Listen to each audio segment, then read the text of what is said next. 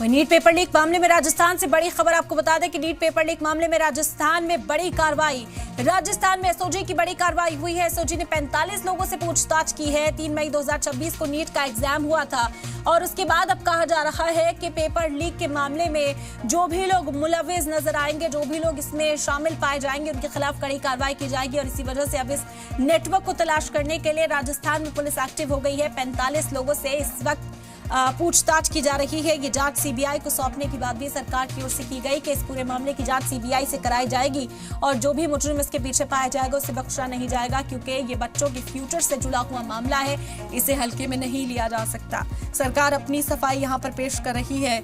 जो एजेंसीज हैं उनकी ओर से अपने बयान सामने आ रहे हैं। एनटीए का कहना है कि वो नहीं चाहते कि कोई भी बोझ इस वक्त बच्चों पर पड़े, लेकिन असल में जो इस वक्त परेशान हैं वो यही बच्चे हैं और इनके पेरेंट्स हैं जिन्होंने सालों तक तैयारी की है और अब अचानक से कह दिया गया कि नीट का एग्जाम जो उन्होंने कड़ी मेहनत के बाद दिया था उसे रद्द किया गया है।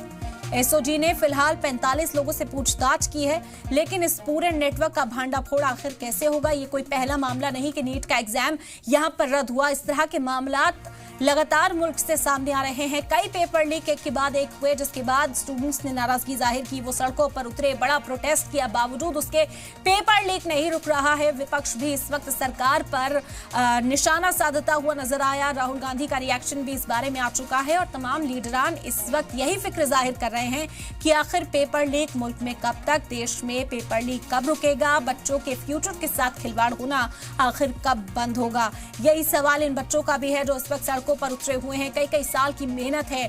बता दें कि तैयारी में ही काफी साल निकल जाते हैं नीट के एग्जाम अपीयर होने के लिए ही। जब तक बच्चे कॉन्फिडेंट नहीं होते वो यहां पर नहीं पहुंचते और अचानक से कह दिया जाता है कि अब पेपर लीक हो गया है, पेपर फिर से देना होगा।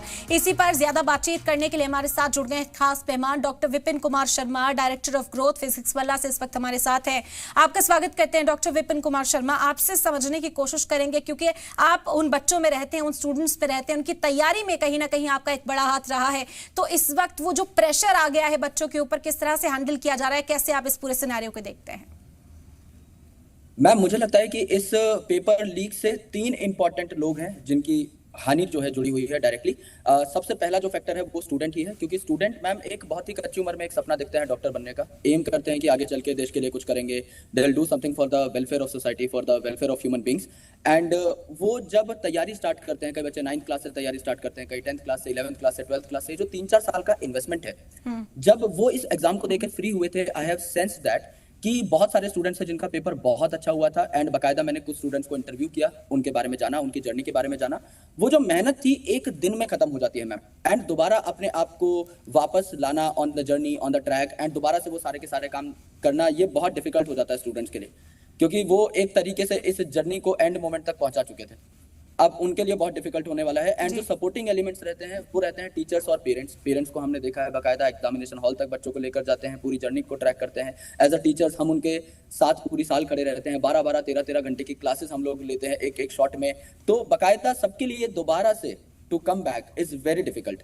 बट अब कहीं ना कहीं एनटीए की एक बात के लिए दाद देनी पड़ेगी, that they have acknowledged and they have basically come to a conclusion कि इस बार पेपर लीक हुआ है। अदरवाइज जब माइनर लीक्स के कुछ केसेस आए थे लास्ट ईयर्स में, तो उस चीज को जो है थोड़ा सा एक्नॉलेज नहीं किया गया था। बट इस बार सिंस दे हैव एक्नॉलेज्ड, मैं बस एक रिप्रेजेंटेटिव होने के नाते, since I am representing 22 lakh students over here, तो मैं बस यही कहना चाहूंगा कि इस बार थोड़ा सा फेयर कंडक्शन हो एंड कंडक्शन मोड पे थोड़ा सा काम किया जाए। It will be better for students, for the conducting authority also, जिससे कि वो विश्वास कायम रखा जा सके, क्योंकि बच्चे बहुत उम्मीद के साथ आते हैं मैम इस पेपर में। तो कोई एक स्टूडेंट डॉक्टर बन गया तो बहुत दिक्कत हो जाएगी। बिल्कुल, क्योंकि एनटीए ने तो साफ तौर पर कह दिया है कि अब आगे क्या प्रोसीजर रहने वाला है वो हम समझा रहे हैं, लेकिन क्योंकि आप स्टूडेंट से डील कर रहे हैं तो वो इस वक्त क्या फील कर पा रहे हैं, क्या वो प्रेशर उनके सर पर इस वक्त नजर आ रहा है? आप जब उनसे बात करते हैं कैसे तसल्ली देते हैं, कैसे अब आगे की तैयारी के लिए उन्हें फिर से मोटिवेट करेंगे? क्योंकि हम देखते हैं कि कई सालों की मेहनत है, वो एग्जाम में अपीयर होने के लिए पहुंचे और उसके बाद ये परेशानी एक बार फिर से उनके सामने होगी।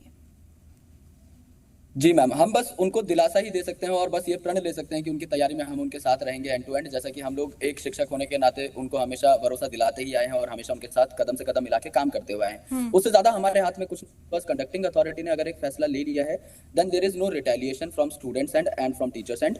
हम सबको बस अब काम करते रहना है। बच्चे बहुत डिमोटिवेटेड हैं, that is a complete truth, क्योंकि जितने बच्चों से आज जब से ये न्यूज आई है कि पेपर अब रिकंडक्ट होगा, जी। जितने स्टूडेंट से मेरी बात हुई, उन सभी स्टूडेंट्स के दिमाग में एक ही थॉट है कि सर अब हम कैसे करें, क्योंकि कई सारे ऐसे स्टूडेंट्स थे, क्योंकि ये खुशी का मोमेंट होता है मैम। 3 तारीख को जब पेपर कंडक्ट हो गया, 4 तारीख को बच्चे ने आंसर की लगा ली, उसके बाद कई ऐसे स्टूडेंट्स थे जिन्होंने अपने नोट्स अपने जूनियर्स को दे दिए कि अब आप तैयारी कीजिए। अब वो दोबारा वापस आना उनके लिए जेन्युइनली बहुत डिफिकल्ट हो जाएगा, और एज अ टीचर हम बस उनको समझा सकते हैं, बट एक जो मेंटल स्ट्रेस है उससे स्टूडेंट्स गुजर रहे होंगे, इस बात को नकारा नहीं जा सकता।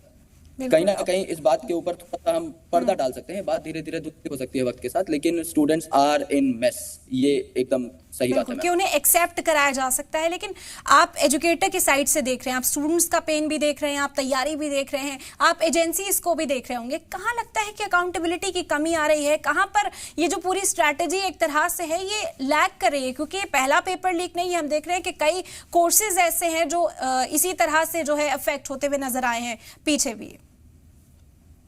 बिल्कुल मैम, जैसे लास्ट टाइम जब कोविड के टाइम पे ऐसा कुछ सिनेरियो हमें देखने को मिला था, ड्यू टू पेंडेमिक जो एकेडमिक करिकुला था वो 4 महीने पीछे खिसक गया था, एंड उसको वापस ट्रैक पे लाने में 3-4-5 साल लग गए थे। अभी अगर दोबारा से ऐसा कुछ होता है तो दोबारा से एकेडमिक करिकुला को ट्रैक पे लाने के लिए 1-2 साल का टाइम लग जाएगा। So we want the examination to be conducted early and on a fair basis. On fair means, क्योंकि कई बार ऐसा होता है मैम, पेन पेपर मोड के जो एग्जामिनेशन होते हैं, अभी अचानक से मोड तो चेंज नहीं हो पाएगा कि एनटीए इसे जेईई मेंस की तरह कंडक्ट कराने लग जाए, बट आगे के लिए एक सलाह है कि जब भी कोई पेपर डिजिटल मोड में होता है तो वी हैव डिजिटल फुटप्रिंट्स। अब इतने सारे सेंटर्स हैं, कहां पर कौन से पेपर की सील खुली या फिर बेसिकली कहां पेपर निकाला गया, कोई नहीं बता सकता, तो उसके कुछ फुटप्रिंट्स है ही नहीं हमारे पास, तो उस चीज को प्रूव करना, प्रमाणित करना बहुत डिफिकल्ट हो जाता है। लेकिन जब कोई डिजिटल फुटप्रिंट वाला एग्जामिनेशन होता है उसमें चीजें इजीली ट्रैकेबल होती हैं। And as an edtech platform, अगर मैं अपने एडटेक प्लेटफॉर्म के बारे में ही बात करूं, हम हर साल करोड़ों बच्चों का पेपर लेते हैं एक ऐप के ऊपर। तो वो टेक है आज के दिन में भारत में, जहां पर बहुत ही स्ट्रीमलाइन प्रोसेसेस हैं हमारे पास, पेपर कंडक्ट कराने के भी, रिजल्ट निकालने के भी, एनालिसिस करने के भी। सो एनटीए बीइंग एन एजेंसी, उनके पास एम्पल फंड्स हैं और उनका एक ही काम है to conduct an examination, so that should be conducted by fair means. उसके लिए चाहे जितनी भी टेक की रिक्वायरमेंट पड़े, they have all government support, it is a very good agency and I have high hopes.